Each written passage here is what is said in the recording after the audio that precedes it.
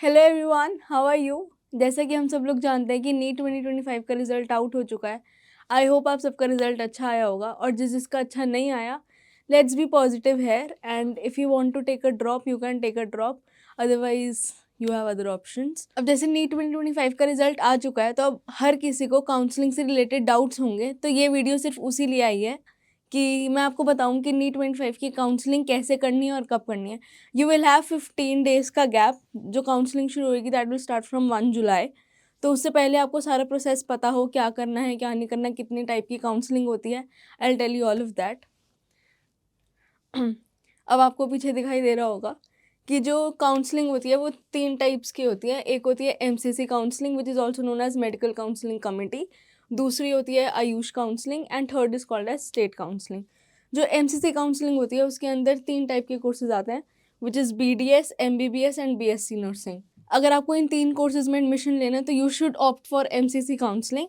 और वैसे भी एमसीसी काउंसलिंग जो होती है वो डीम्ड यूनिवर्सिटीज़ और एम्स प्रेफर करती हैं। मतलब डीम्ड यूनिवर्सिटीज़ और एम्स जो हैं वो ज़्यादा प्रेफरेंस एमसीसी काउंसलिंग को ही देती हैं। और जो एमसीसी काउंसलिंग होती है उसमें 15% सीट्स जो होती हैं that cover almost all Indian colleges. इसी वजह से हर किसी को एमसीसी काउंसलिंग में पार्टिसिपेट करना चाहिए, हर किसी को एमसीसी काउंसलिंग के फॉर्म्स भरने चाहिए। अगर आपको एमसीसी काउंसलिंग में रजिस्टर करना है तो बहुत सिंपल स्टेप्स हैं। You just have to register yourself at MCC counselling की साइट। उसके बाद फीस पेमेंट करनी है। उसके बाद ऑप्शन आएगा चॉइस फिलिंग का फॉर कॉलेजेस, जिसमें आपको 30 कॉलेजेस को फिल करना है। आप उस हिसाब से अपने कॉलेजेस फिल कर सकते हो। लाइक जो फर्स्ट 10 कॉलेजेस होंगे वो सबसे टॉप मोस्ट कॉलेजेस को रखना। जो नेक्स्ट 20 होंगे उसमें अपने स्टेट के हिसाब से या फिर एनीथिंग दैट यू लाइक उस हिसाब से आप फिल कर सकते हो। Because choice allotment is very important in this. Choice allotment से ही आपको अपने कॉलेजेस की सीट्स असाइन होंगी। तो next if we go for AYUSH counselling, AYUSH counselling में 4 कोर्सेज होते हैं which is BAMS, BHHS, BYMS and veterinary sciences. बहुत लोग पूछते हैं कि हमने वेटरनरी साइंसेज करनी है तो हमें कौन सी काउंसलिंग में जाना चाहिए। तो go for AYUSH counselling but also fill MCC counselling, क्योंकि जैसे मैंने आपको बताया कि 15% सीट्स जो हैं वो ऑल इंडिया कॉलेजेस की कवर होती हैं। तो go for AYUSH counselling and MCC counselling also. Apart from that, if we go for state counseling is very very much important. State counselling में क्या होता है कि 85% सीट्स अवेलेबल होती हैं आपको स्टेट कोटा के थ्रू।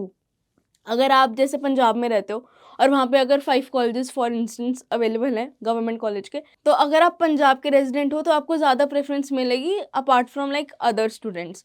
उसके लिए आपके पास डोमिसाइल सर्टिफिकेट होना बहुत ज़्यादा इंपॉर्टेंट है। जब भी आप कॉलेजेस में जाओ तो go with your domicile certificates, क्योंकि वो सबसे पहले आपको डोमिसाइल सर्टिफिकेट ही चेक करेंगे। अगर आपके पास डोमिसाइल सर्टिफिकेट नहीं है तो then you will not get the preference. और इसमें एक और चीज़ होती है, जैसे कुछ लोग पूछते हैं कि हम लोग दिल्ली में पैदा हुए थे बट अब हम लोग पंजाब शिफ्ट हो गए हैं तो हमें स्टेट कोटा मिलेगा या नहीं मिलेगा। अगर आप 10 साल से ज़्यादा पंजाब में रह रहे हो फॉर इंस्टेंस, और अगर आपके पास डोमिसाइल सर्टिफिकेट है पंजाब का for 10 years, then you will get the state quota, otherwise you will not get the state quota. तो that's it for the video. यही थी हमारी नीट 2025 की काउंसलिंग। अगर आपके पास और कोई भी डाउट्स हों तो आप कमेंट सेक्शन में पूछ सकते हो, और ऐसे ही अपडेट्स जानने के लिए फॉलो करते रहें नीट आई क्वांटा को।